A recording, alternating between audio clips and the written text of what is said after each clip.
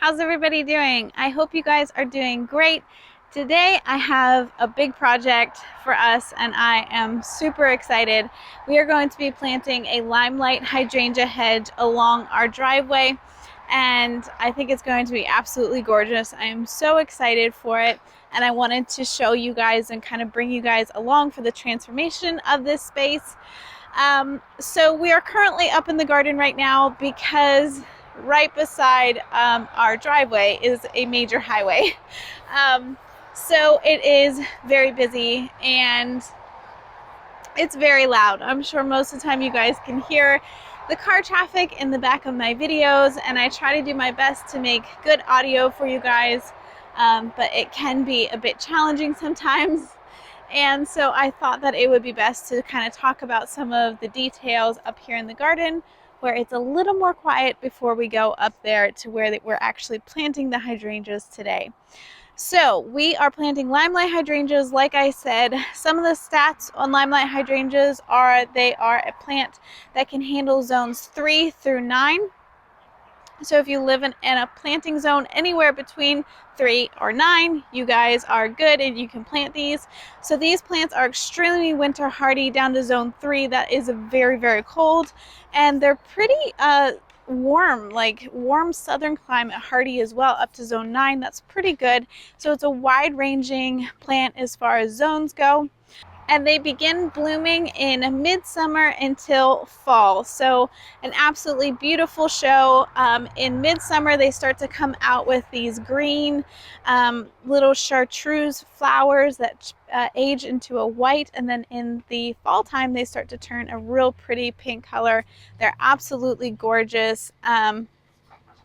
And I just love them. I love hydrangeas. I love Limelight hydrangeas specifically, and they are a hydrangea paniculata, which means they bloom on new wood, which I appreciate because there's always something breaking limbs on my hydrangeas. So what that means is if you have a hydrangea and say a deer comes through and it eats some of the branches, or something comes through and breaks some of the branches.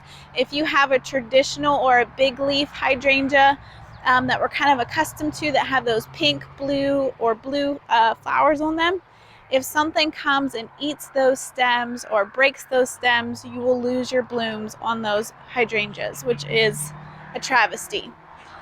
If something were to happen to the paniculata hydrangeas that I am planting today and I lose a few branches or something comes and eats the tips off of them, they will still bloom because they will bloom on new wood. So it's setting its blooms right now in its current growing season and instead of last year's growing season, which is so much more forgiving. It allows you to have blooms even in crazy situations where things are breaking or eating your plants. So I appreciate that because we do deal with a good bit of deer here, hence the 6-foot fence around the garden. So that's just a little bit of details. Also, I wanted to mention that hydrangeas prefer a moist, well-draining situation. So as far as water, they prefer to have water consistently, but they also don't like to sit in soaking wet soil.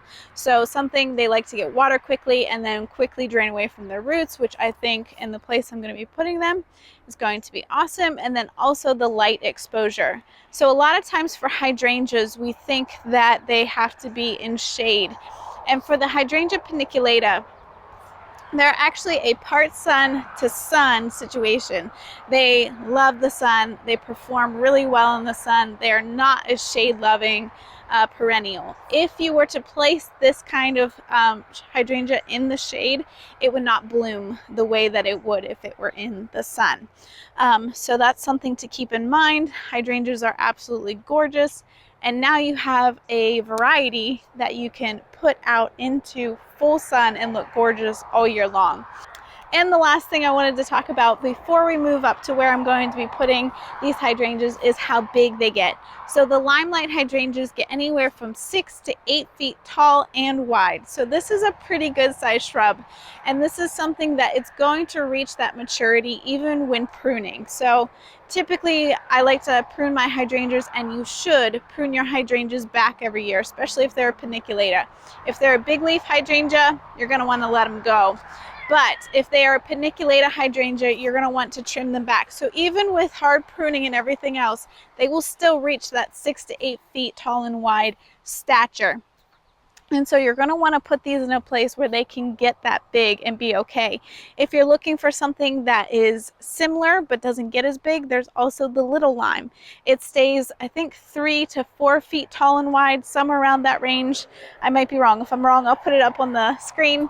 But somewhere around there, it stays more compact and a lot smaller. So if you're looking for something that looks just as beautiful as the Limelight, check out the little lime. So now I'm going to take you up and give you a tour of the space and show you how I am laying out the space, I guess, and determining the spacing between the hydrangeas for a beautiful hedge. Okay, so right here in this dirt that you can see that's freshly cleaned up and cut out, this is where our hydrangea hedge is going to go. And this is our main road that comes into our property. And one of our neighbors was redoing the driveway, and it kind of opened up this opportunity to where we could cut out a new flower bed right along the side here. And so I thought it was a perfect opportunity to plant a hydrangea hedge. So let me just give you a little tour of the area.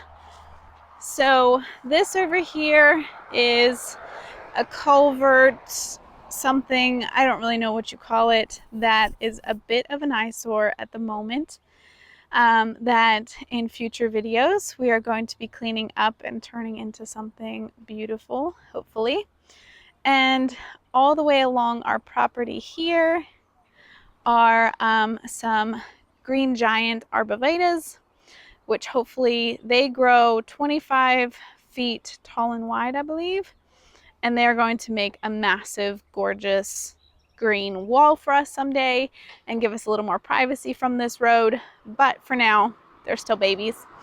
So as you can see here, I started to cut out the edge for this flower bed that will wrap around this entire thing, and we're going to clean this all out and it'll be gorgeous.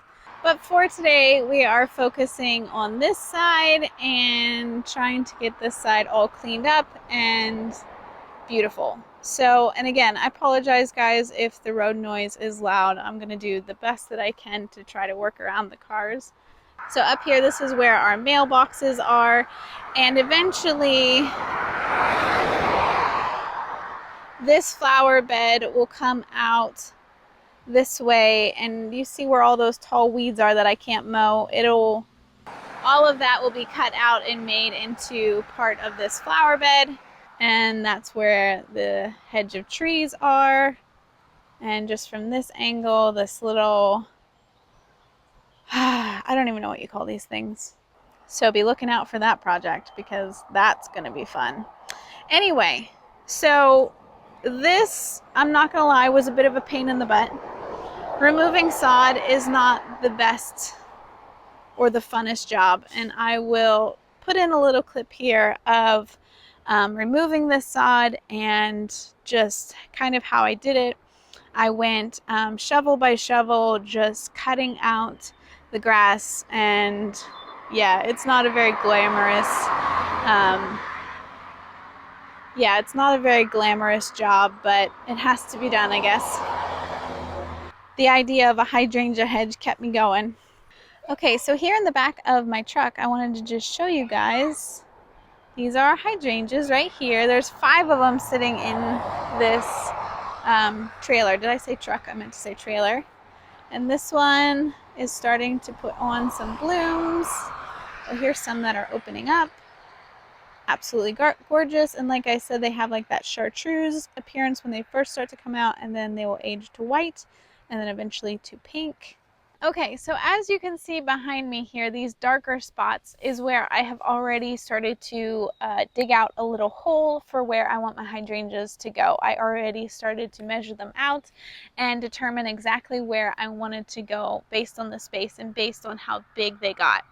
So I wanted to show you that process just a little bit so that you guys could get an idea of how to do it. Okay, so to determine where I wanted my first hydrangea hole to be, I first measured out 8 feet on my tape measure, and then I placed my tape measure kind of where I wanted my hydrangea to go. Let me back up here and show you guys how big that's going to be. And then I went to the 4-foot mark, which would be where the center of my plant would be. And I did it both ways. So I laid it this way that I'm showing you now. And I measured this way so that I know for sure exactly where the center of my plant is going to be. So up here obviously is our driveway, and I didn't want the hydrangea to be intruding on our driveway at all.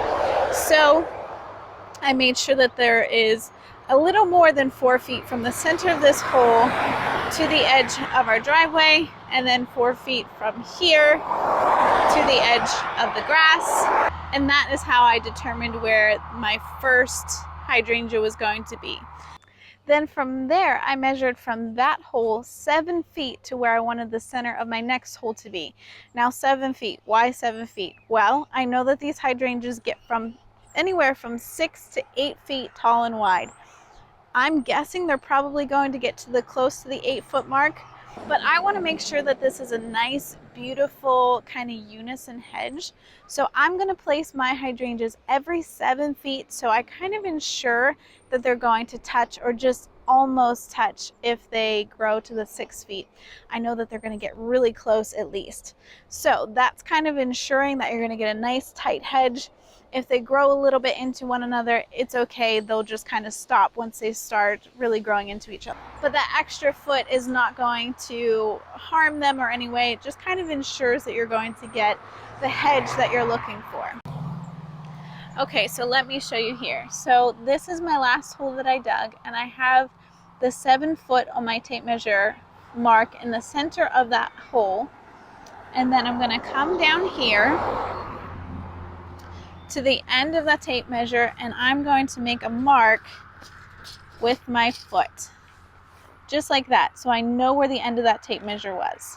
Then I'm going to lay my tape measure this way, and I'm going to measure 4 feet from the edge of my driveway to, where's the 4-foot mark? Right there. Now, based on my foot mark, which is right here, and the 4-foot mark that is right here on the tape measure, I know that I want to start my hole right here. And that ensures me that I have enough space from the driveway to here, and I know exactly where it's going to go. Okay, so there is the last hole dug, and you can see the rest of them going that way. And we are planting 5. I'm not sure if I told you guys that or not, but we are going to be planting 5 Limelight hydrangeas here. I think it's going to be glorious.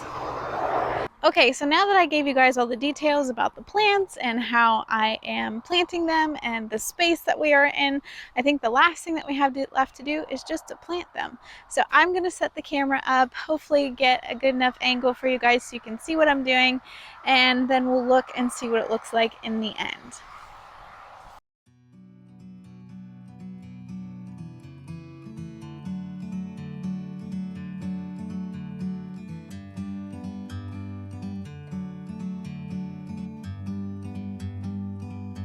Like a bird on a tree, I'm just sitting here. I got time, it's clear to see. From up here, the world seems small. We can sit together. It's so beautiful, you and me. We meant to be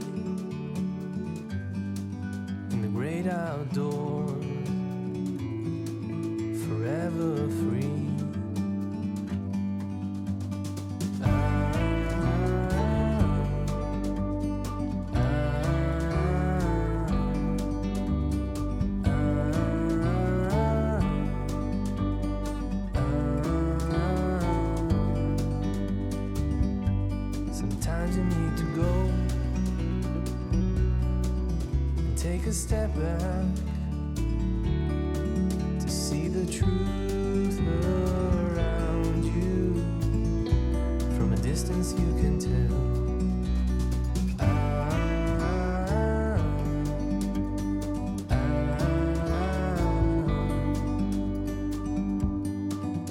You and me were meant to be in the great outdoors,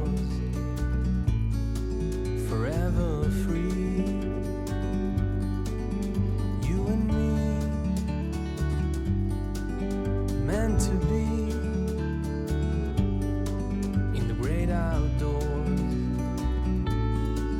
forever free.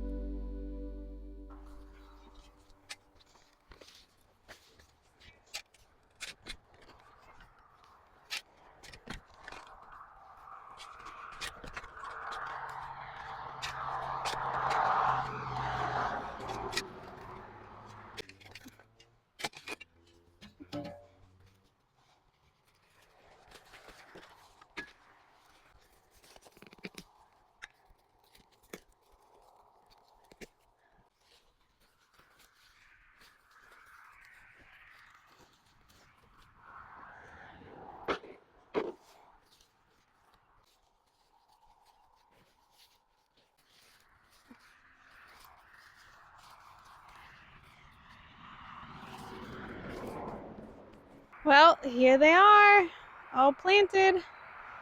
I have visions of hydrangea hedges in my mind. Can you guys see it? Oh my gosh. So I'm expecting this entire area right here to basically be one solid hedge of hydrangeas. And then up here, in this space up here, I am going to be placing some more perennials, some really hardy perennials that can stand the heat and the drought and everything right next to that black road. And then on down this way, I have big plans for this whole area, and that might be a few years away. We'll see. But for now, the hedge is in, and they look really nice. So now all that's left is I need to water these in really, really good. So that's super important whenever you're planting anything. When you first put it in its home, you want to make sure that you give it a really good introduction to its new home, and you want to make sure that you water it in really, really well. Secondly, I wanted to touch on the fact that I am planting on a slight hill here. In some places it's a little more dramatic than others, but I did not want these hydrangeas to look like they're planted on a hill. I wanted them to look like they were straight up and down and nice and flush. And I think I achieved that. And really, I just wanted to touch on that for a moment because it can be difficult to get something to look straight when it's on a hill. A lot of times we're tempted to tilt that root ball in line with the hill, and then we end up with kind of a lopsided plant because it's going along with the slope of the hill, which in my case, with the slope of the hill the way that it is and the way that it's changing, would cause my hydrangeas to look ridiculous, like just all out of whack in different angles and just crazy. So I wanted to make sure that my hydrangeas were nice and straight when I was planting them. And then what tends to happen is one end of the root ball is a little higher than the other side. So one side might have a little more dirt on one side, and the other side might have like you have to build up a little bit. And I wanted to touch on that. I wanted to just tell you, you need to just be patient with it and just kind of mess with it and work the soil around that area. What you want to do is kind of bring some of that soil that's around the top, that's a little bit too high for the root ball, and kind of work your way, work that dirt around the top of it and down the bottom of it, where you kind of make you kind of change the way that the hill is just in that area, just the slope of the hill. And it kind of makes like a little divot at the top of the plant where water is going to want to come down and soak into the root ball better than just running off. So that's another really good tip. When you're planting on a hill, a lot of times water just wants to run away from your plants. if you take the soil that's at the top, that's a little high for the root ball, and you kind of dig it out around and bring it to the bottom, it creates kind of this flat spot right where your plant is sitting, where water that is normally running down the hill is going to want to lay a little bit. So you don't want water absolutely laying there and rotting the stems of your plants, and it shouldn't do that unless it's like an extreme case. In this case, it should just soak right into that root ball, right where I want it to be, and just make a place where that water can reach right down into that root ball and not just run right off. Well, that's it for this video, guys. I hope you guys enjoyed it. I hope it was helpful. I am so excited to see these fill in and grow. The last step for this place, for this area, will be mulching, which I think will make it look just a million times better. So I'm excited about that step. But yeah, I hope you guys enjoyed the video, and we'll see you in the next one.